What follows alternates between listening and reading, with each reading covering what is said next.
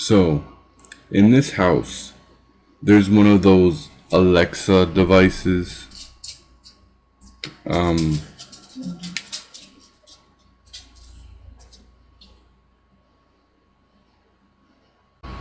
Apparently I can't say her name without her responding. I've never played with one before. So, Did you know she tells you stories? but first, Alexa, play my intro. Okay. Hey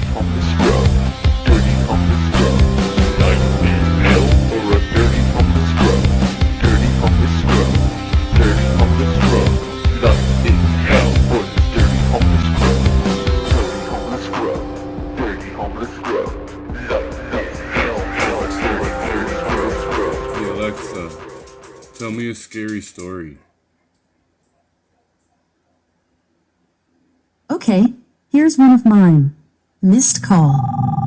The cell phone rings, throwing urgent sound waves against the floors, walls, and windows of the empty house, reverberating down plywood stairs to the concrete basement and up through ceiling plaster to the attic, rippling the dust. Outside, a jogger jogs by. A car rambles past. A stray cat lounges in the weeds, but no one hears the ringing. Ring, ring, ring, ring.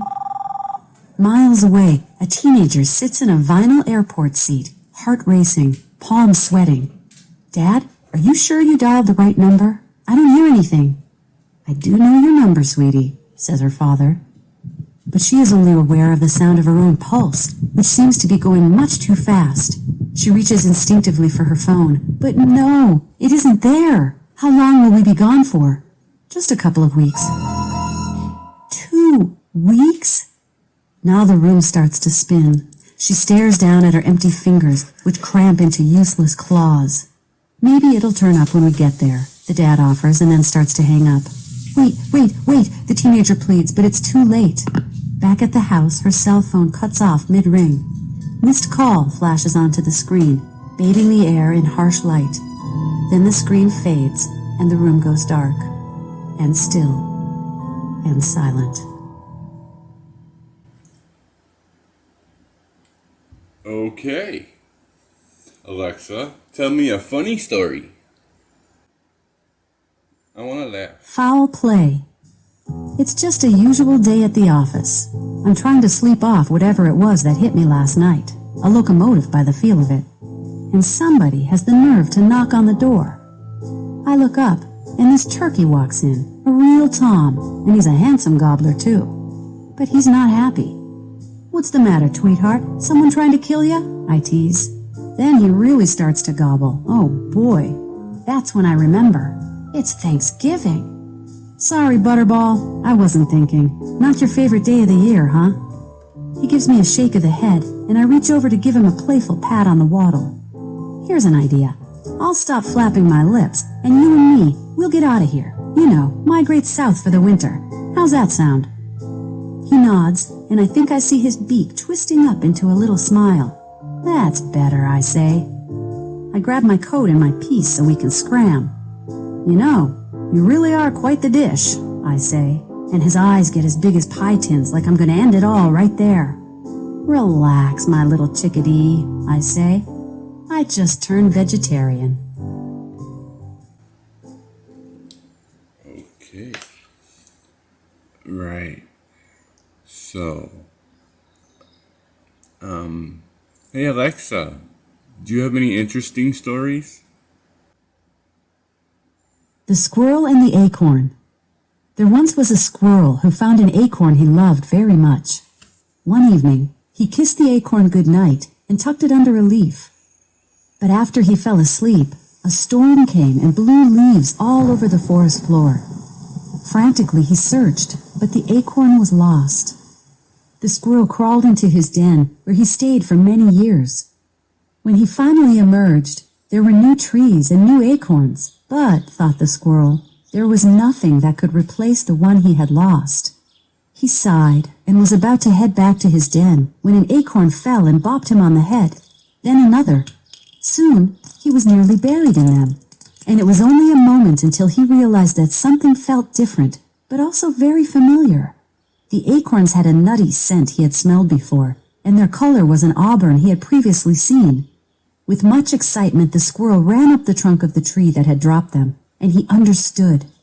His beloved acorn had grown into a magnificent tree. Crying with happiness, he clambered into the branches where he lived, happy and peaceful, till the end of his days.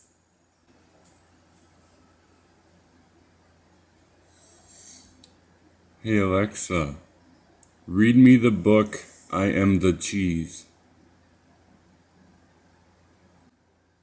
I Am the Cheese by Robert Cormier, from Audible. What? It doesn't? Oh. No. Alexa, tell me an intense, spooky story. Here's a good scary audiobook No. from Audible. It's called Scary Stories for All Ages. Alexa, home screen. Audible. Alexa, home screen. Dana Anderson hated the rain. What? She'd felt that way ever since her mom and Alexa, dad had stop lost. reading.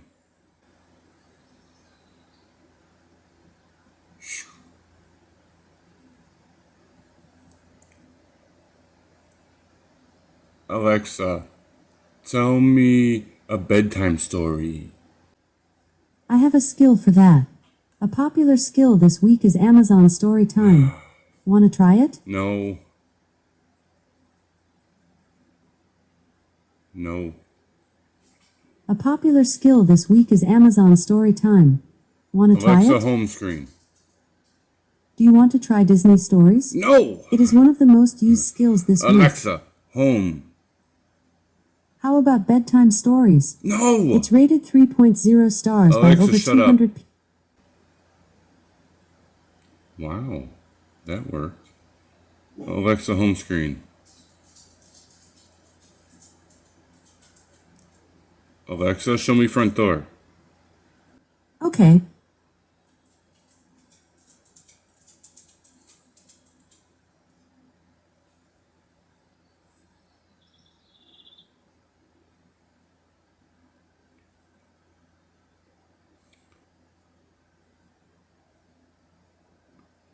Alexa, tell me an intriguing story.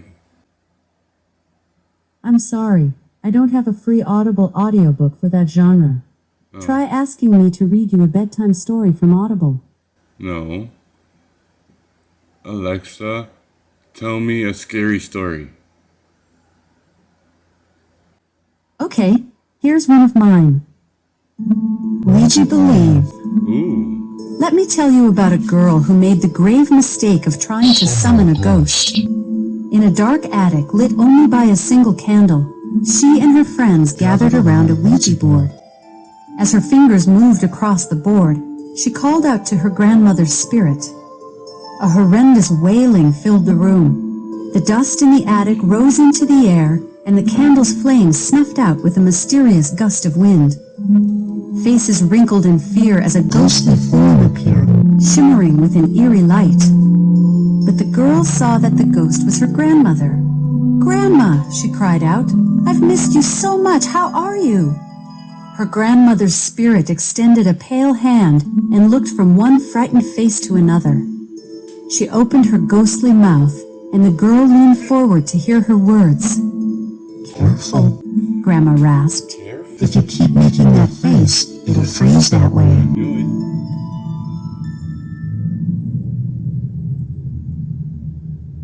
Oh, is that it?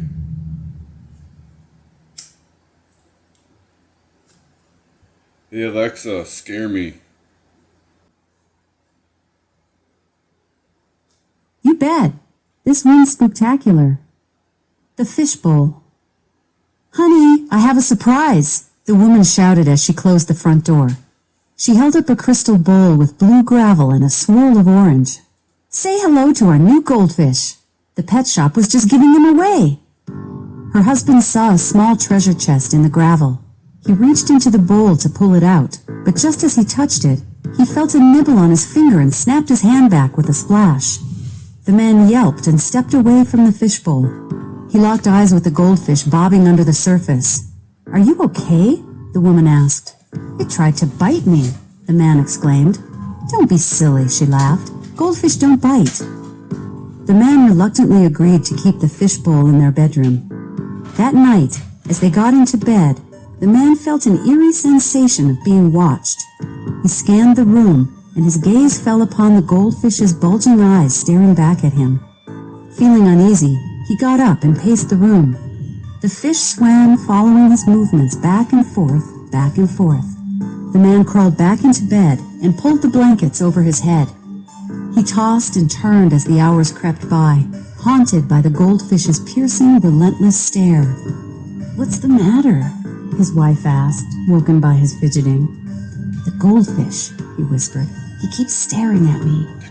The woman looked at the man with her eyebrows raised. "Honey, goldfish sleep with their eyes open because they don't have eyelids." The fact gave him no comfort. He slowly raised his head and saw the bubbles trickling out from its blank, blinkless stare.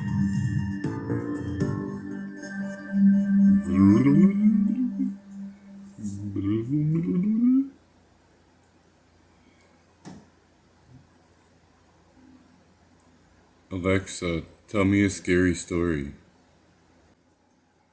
Sure, here's one for you.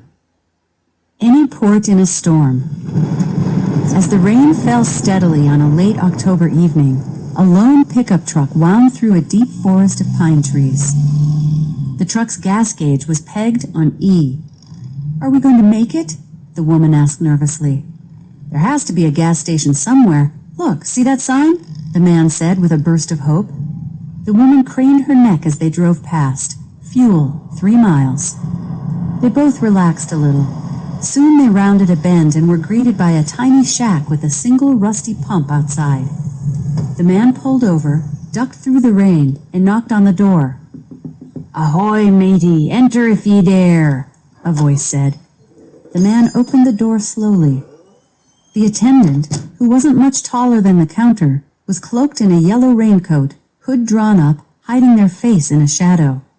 "Thank goodness you're open," the man began. "We've been driving for 3 hours and—" "Arr," the attendant interrupted. "I'll sell ye the gas, but be careful I don't make ye walk the plank as well." The man laughed nervously as he handed over his credit card. The attendant reached under the counter and brought out an old flatbed credit card machine. At that moment, the man noticed a cluster of squiggly lines across the attendant's chin, like a beard drawn on with a marker. "Avast ye landlubber, step aside!" The attendant pushed past the man, out into the rainy night, carrying a lantern. The attendant lifted the pump and jammed it into the gas tank. As the attendant raised the lantern to examine the pickup truck, the man saw a long sword strapped to their waist. "'Tis a fine vessel ye have here. I may be needing to take her from ye." Once the tank was full, the attendant replaced the pump. Then he leapt towards the man with the sword pointed at his chest. "Now be on your way before I send you to Davy Jones' locker." The man ran to his car, jumped in, and peeled away from the station. "Why are you driving so fast?" the woman asked. "The gas station attendant was some kind of pirate." The woman chuckled. "It's Halloween. That was a kid. We're probably the only people he's seen all night." I said scare me. Alexa, tell me a creepy story. All right, here's one of my spooky stories. Ghost Cow. There's a hilltop on a pasture somewhere far, far away, where no one will venture to work or play. But why, you might ask, since the grass is so green, the sky so blue, the whole scene so serene? Because of a ghost cow who haunts the land. When other cows tip, she will stand. She stands in the sun and the wind and the rain, munching on grass and crunching on grain. And she waits all the while for you to walk by, to give you a scare and maybe a cry. 'Cause since Ghost Cow crossed over, she no longer says moo, but rather cries out a most frightening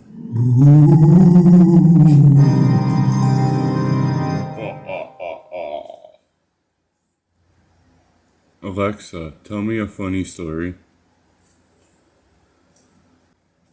out of this world vacations.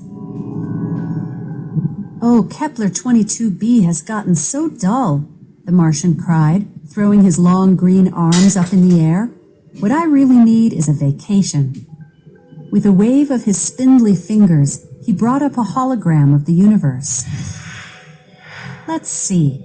There's that black hole everyone's talking about, but I never trust anything that only has one photo. Maybe Orion's belt? Nah, too crowded this time of year.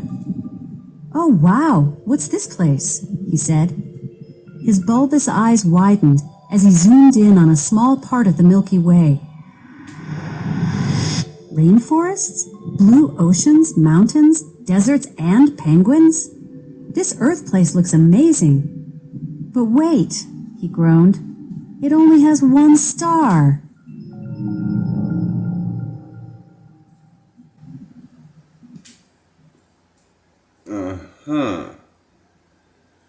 Alexa, I want to laugh. Tell me a funny Sure, story. I can laugh. Tee hee. Not you. I said I want to laugh. Alexa, tell me a funny story. Spaghetti to go. If Okay. there was one thing the father was proud of, it was his recipe for spaghetti I bolognese. love spaghetti. So when the family set out on their first vacation in their new RV, the recipe came along with them.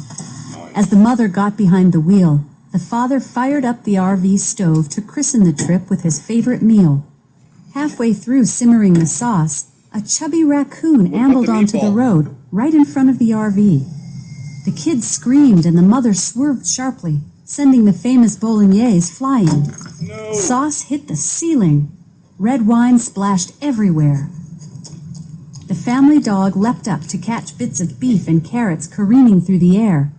When they came to a stop, the father plucked a long spaghetti noodle from his hair and said, "Well, I guess that was a recipe for disaster." Alexa, tell me a funny story. Diary of a Chihuahua. Dear Diary, I heard a joke recently that Chihuahuas are 50% hate and 50% tremble. Well, it's hard not to tremble when you're freezing your tushy off in a snowbank while you try to do your business. I had a moment of glory today, though. A squirrel was coming for the birdseed my owner puts out for the finches. I mustered my most ferocious bark and chased him straight up a tree. Hey you, that stuff's for the songbirds, I shouted over and over. You should have seen that squirrel scramble. My bark was so fierce, even the neighbor's Rottweiler shook with fear. But with all I do to help out around here, the cat's the one who gets to go in that fancy box full of tiny pebbles in the bathroom. I tried to use it once. It seemed like the perfect size for me, except I ended up making a big mess when I scratched most of the pebbles out with my backward kicking once I was done. My owner was not impressed and stuck me outside again. I just don't get it.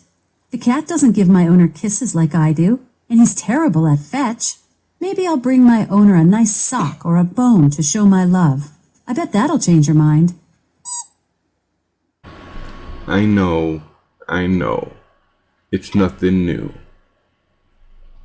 But I'm outdated. So it's new to me. And I thought it was kind of interesting. So, I'm gonna do another video like this. But I think next time, I'm gonna ask her random stupid questions. Any ideas of stupid questions to ask her? Comment below. Yeah, I know. Alexa, I know. But hey, I think it's funny. Alright, if you like this type of video, give it a thumbs up. If I get 10 thumbs up, I'll do it again.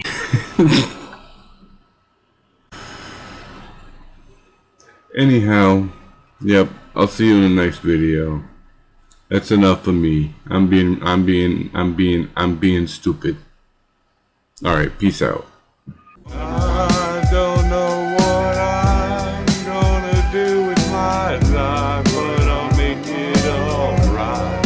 Yeah, I'll be fine. I don't know what I'm gonna do with my life, but I'll make it alright. 'Cause this life